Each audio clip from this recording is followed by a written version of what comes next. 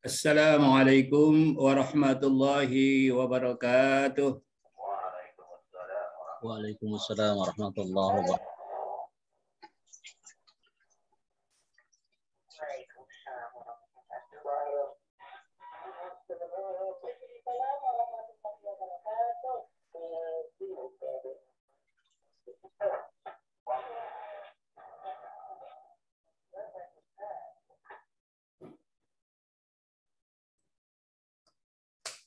Alhamdulillahi wahda sadaqa wa'ada wa nasara 'abda wa 'azza junda wa hazamal ahzaba wahda.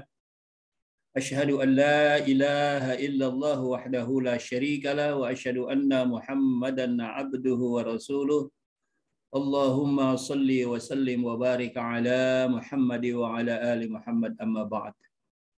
A'udzu billahil azim wa biwajhihil karim wa sultanihil qadim minasy syaithanir rajim. Ma'asyiral muslimin, jamaah Talim Angkasa 56, jamaah Zoom dan lain sebagainya, dengan harapan dan doa semoga pagi hari ini kita dalam keadaan sehat walafiat, dalam taufik dan hidayah Allah, dalam lindungan, ampunan dan maghfirah Allah Subhanahu wa taala. Amin ya rabbal alamin.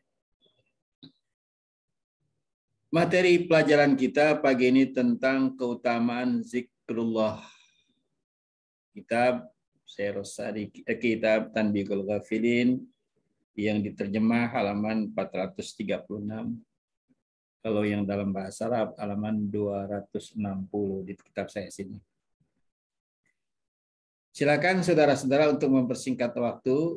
Siapa yang mau baca duluan? Kali ibu-ibu. Bismillahirrahmanirrahim.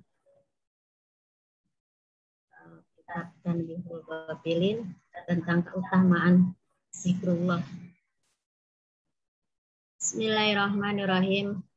Al-Faqih meriwayatkan dengan sanadnya dari Abu Darda, Rasulullah Shallallahu Alaihi Wasallam bersabda, ingatlah, aku akan memberitahu kepadamu amal yang paling baik dan mulia di sisi Tuhanmu yang dapat mengangkat derajat tertinggi dan bagimu lebih baik daripada bersedekah emas perak.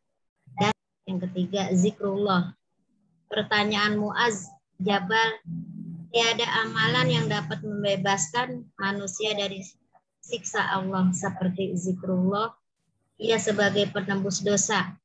Ketika ditanya, sekalipun perang Sabil, jawabnya, ya, perang Sabil tidak dapat membandinginya.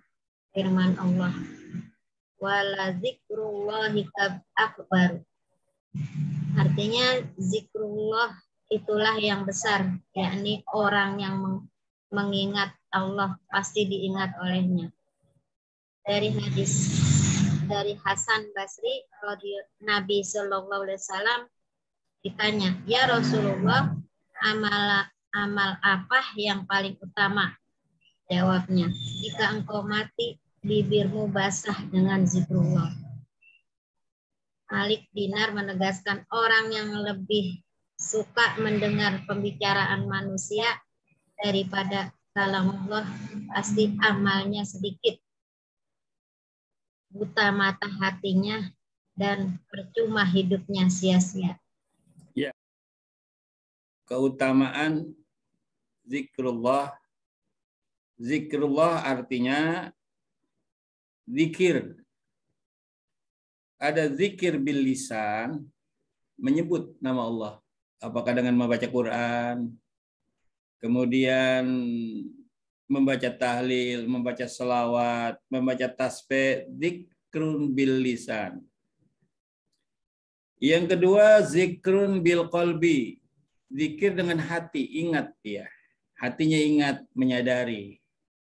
Atau barangkali dengan bahasa Indonesianya insaf. Apa itu insaf? Insaf menyadari kondisi dia sekarang sudah umur berapa. Ingat ya, kalau belum sholat. Ingat kalau belum tobat. Ingat harta banyak belum dibayarin zakatnya. Itu zikir namanya. Oleh karenanya zikir ini adalah satu amalan yang paling baik nilainya. Dibanding sholat, dibanding dia perang sabil. Ya. Sebab perang sabil masih saja bisa dia ada niat campuran riya, takabur. Tapi zikir di dalam hati nggak ada riya. Selamat dari riya, karena zikir adalah suatu ingatan yang timbul dari dalam hati sendiri, satu sifat keinsafan yang timbul dalam hati sendiri.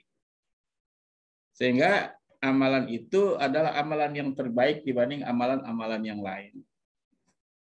Jadi mari sama-sama kita sekarang perbanyak zikir. Yang pertama zikir dengan lisan, dengan banyak ucapan-ucapan dari lisan kita. Yang kedua zikrun bil qalbi, ingatan-ingatan hati kita kepada Allah Subhanahu wa taala. Jamaah sekalian yang berbahagia, di sini ada 3 amalan yang berat timbangannya. Ada 3 amalan yang berat timbangannya di yaumil mahsyar. Yang pertama di sini menginsafi diri. Ya. Al-insafur rajuli min nafsihi, menyadari seseorang tentang dirinya. Artinya insaf itu menyadari siapa dia selama ini yang dia berbuat enggak baik. Kalau selama ini dia dusta, kalau selama ini dia ghibah, bohong, membicarakan orang, sadar ya, insaf dia, bertobat dia. Itu adalah satu amalan yang paling baik. Karena dia kembali ke jalan yang lurus, bahasanya begitu. Jadi yang selama ini dia belum sholat, insaf dia sholat. Yang selama ini dia mabok terus, insaf dia, akhirnya dia bertobat. Nah, zikir dalam arti insaf inilah yang paling timbangannya paling berat. Jadi menuju kesadaran jalan yang lurus yang selama ini dia jalannya bengkok-bengkok ya. Di luar jalur Islam, kembali kepada ajaran Islam. Itu adalah amal yang terbaik. Yang kedua, membantu saudaranya, muwasatul akhi fil mal, memberi keluasan saudaranya di dalam harta. Ketika dia melihat saudaranya dengan amalan sosial, dibutuhkan bantuan, kena bencana, kena ini, kena itu, di mana saudara-saudara muslim kita, saudara-saudara kita butuh bantuan mal, harta, uang, dan sebagainya, kita dengan rela dan ridho untuk siap memberikan bantuan itu. Terutama ketika ada bencana banjir, bencana kebakaran, dan lain sebagainya. Gitu. Yang ketiga, zikrullah. Nah, ini zikrullah lagi, zikir bil lisan maupun zikir bil qalbi. Jamaah sekalian yang berbahagia, di sini dari Mu'adz bin Jabal, tiada amalan yang dapat membebaskan manusia dari siksa Allah seperti zikrullah. Zikrullah sebagai penebus dosa. Ketika ditanya, sekalipun perang sabil, jawabnya ya, perang sabil tidak dapat membandinginya. Firman Allah. Wala zikrullahi akbar. Dengan zikir kepada Allah itu yang paling berat, paling besar. Jamaah sekalian, jadi zikrullah, apa yang mesti kita lakukan hari-hari? Kita lakukan hari-hari yaitu zikrullah bil lisan, zikrullah bil qalbi. Jadi kalau lisan kita sudah capek, ya kita dengan hati. Apalagi zikrullah itu afdalu zikri la ilaha illallah. Kata Nabi, afdalu ma qultu ana wan nabiyyuna min qabli la ilaha illallah. Jadi menyebut nama Allah, ingat kepada Allah, itulah amalan yang paling berat timbangannya di yaumil mahsyar.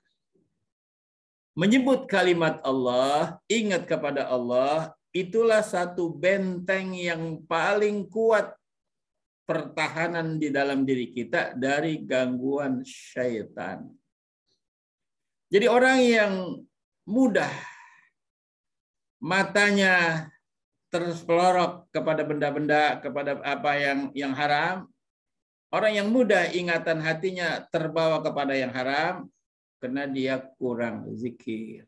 Kurang banyak zikirnya. Kurang banyak dia menyebut Allah. Kurang banyak dia menyebut tahlil. La ilaha illallah. Jadi para jamaah sekalian, kalau kita merasakan, Anda merasakan, kok saya lemah sekali dalam berbuat ibadah. Yang pertama barangkali karena ilmunya belum ada, belum paham apa yang diamalkan. Kalau sudah paham yang diamalkan kok lemah, berarti karena ada gangguan setan di dalam dirinya. Kenapa gangguan setan masuk ke dalam dirinya? Karena benteng gangguan setan yang ada di dalam diri kurang kuat. Karena benteng kurang kuat di dalam hati kita, dalam diri kita, hingga mudah setan mempengaruhi dan merayu kita. Agar diri kita lebih kuat, tegar dia, kokoh dia dari gangguan setan, perbanyak zikir dan ta'awuz. A'udzubillahi minasyaitonirrajim. A'udzubillahil azim wa biwajhil karim wa sultanil qadim minasyaiton. Itu banyak dibaca. La ilaha illallah, la ilaha illallah, la ilaha illallah. Itu banyak dibaca. Itu adalah benteng diri seseorang. Nah ini saudara-saudara, saudaraku semua yang ada di sini, ayo kita koreksi diri kita. Kalau ditanya, jangan dijawab. Saya jawab dalam hati. Berapa banyak zikir yang sudah kita baca malam ini? Kalimat la ilaha illallah, ada 100? 200, 300, 1000? Atau kalimat salawat Allahumma shalli ala Muhammad wa ala ali Muhammad? Atau kalimat tasbih subhanallah bihamdi subhanallahil azim? Atau tasbih yang lengkap subhanallah walhamdulillah wa la ilaha illallah wallahu akbar wa la haula wa la quwata illa billahil aliyil azim? Sudah berapa banyak kita baca hari ini, malam ini? Kalau kurang, saudara-saudara sekalian, maka lemah. Sulit kita melawan gangguan setan yang begitu berat dan begitu pandai dia masuk, baik melalui panca indera kita maupun langsung masuk ke dalam hati kita masing-masing.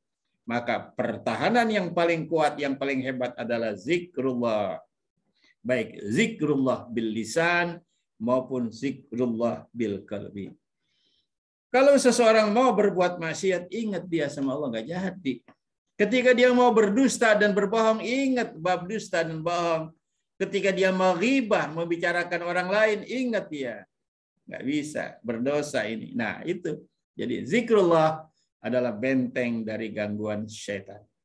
Dengan banyak zikrullah, orang itu insya Allah akan kuat dan dipelihara oleh Allah Subhanahu wa Ta'ala dalam hidupnya.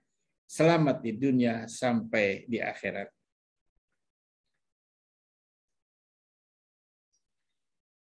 Dari Hasan al-Bisri, Nabi ditanya, ya Rasulullah, apa yang paling utama? Jawabnya, jika engkau mati, bibirmu basah dalam zikrullah.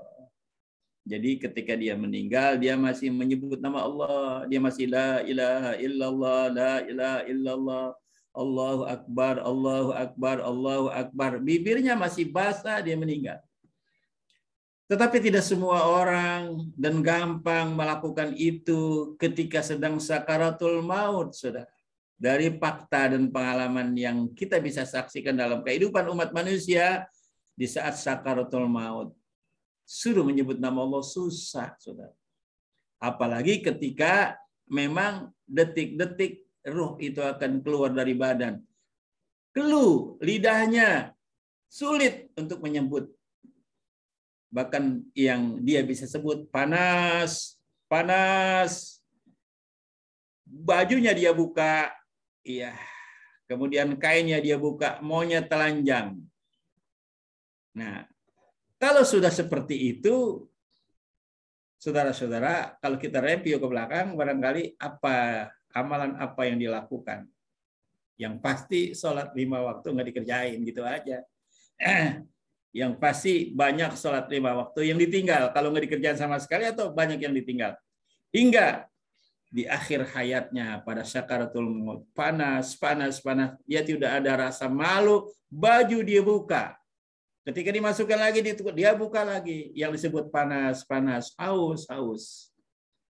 Boro-boro dia menyebut kalimat la ilaha illallah. Sulit, saudara-saudara sekalian. Jadi oleh karena itu, kesempatan yang terbaik untuk kita banyak berzikir, baik lisan maupun dengan qalbi, dengan hati, di saat kita masih sehat, di saat kita masih lapang, di saat kita masih kondisinya normal, bukan dalam kondisi sakaratul maut. Justru sebenarnya pada sakaratul maut itu dibutuhkan kalimat itu kita baca. Namun saudara-saudara sekalian, karena dia tidak terbiasa mengucapkan itu, maka sulit lisannya untuk bisa, walaupun ditalkinkan dan diajarkan. Sampai Nabi mengatakan, lakinu mautakum bi kalimat la ilaha illallah. Ajarkan, tuntun. Kenapa? Karena Nabi mengetahui bahwa kalimat itu sulit dibaca buat orang yang sakaratul maut. Mungkin dia lupa. Ingatkan, coba sebutkan la ilaha illallah dan seterusnya. Berulang-ulang kita ucapkan agar dia menyadari dan insaf. Nah, inilah fakta yang ada di masyarakat kita. Makanya saudara-saudara, kalau ada orang yang sedang sakaratul maut, cobalah Anda lihat. Sehingga di situ bukan untuk kita omong-omongin, ya, untuk kita menjadikan pelajaran. Setelah kita menyaksikan kondisi mereka yang sedang sakaratul maut seperti itu, kemudian kita pelajari apa yang selama ini dilakukan atau pekerjaan orang tersebut, sehingga sulit dia menghadapi sakaratul maut. Jamaah sekalian, selanjutnya zikrullah alamul iman wa bara'atu minan nifaq wa hisnus syayatin. Ya. Ini di dalam riwayat Anas bin Malik an Rasulillah sallallahu alaihi wasallam annahu qala zikrullah alamul iman. Dengan zikrullah, baik dengan lisan maupun dengan qalbi, alamul iman itu adalah seperti bukti iman. Jadi orang yang banyak zikir, dia membuktikan bahwa dia adalah orang yang beriman. Kalau dia nggak ada zikirnya, nggak ada ingatannya, bablas dia, tandanya dia orang yang belum beriman. Yang kedua, bara'atun minan nifaq. Orang yang banyak zikir, dia lepas dari munafik. Dia lepas daripada sifat nifaq, sifat munafik. Ada munafik, ada fasik, saudara. Apa bedanya? Munafik adalah orang-orang yang apabila berbicara, dia dusta. Apabila dia berjanji, ya dia khianati. Dipercaya, dia khianati. Apabila dibicara banyak yang bohong. Apabila ada 3. Itu baru namanya munafik. Tapi kalau fasik adalah orang yang sudah langsung terjun melaksanakan perbuatan jahat. Apakah dia zina, udah bohong juga, jinah juga, kemudian dia berbuat maksiat, dia melakukan kezaliman, pembohongan dan lain-lain, itu namanya fasik. Jadi fasik adalah perbuatan amalannya, nifak adalah janji-janji yang tidak dilaksanakan atau banyak dusta hingga dia membuat nifak. Jadi nifak, munafik, dan fasik sama tempatnya. Lalu saudara-saudara yang ketiga, wahisnun minasyaitani wahirzun minan nar. Jadi fungsi zikir yang ketiga adalah sebagai benteng dari gangguan syaitan. Jadi zikir yang ketiga fungsinya adalah sebagai benteng dari gangguan syaitan. Jadi benteng artinya apa? Jaga. Ya, penjaga. Jadi kalau di depan kita ada tembok besar, tebal, dari kita diserang, ditimpukin, diapain dari luar, aman kita. Karena ada tembok besar yang tinggi, besar di depan. Nah, jadi tembok besar, dinding untuk gangguan syaitan adalah zikrullah. Apalagi dari semua zikrullah, itu kalimat la ilaha illallah. Abdullu ma qultu ana wan nabiyyuna min qabli la ilaha illallah. Jadi apa yang mesti kita baca saudara setiap hari? Ya. paling minimal 100, jangan kurang.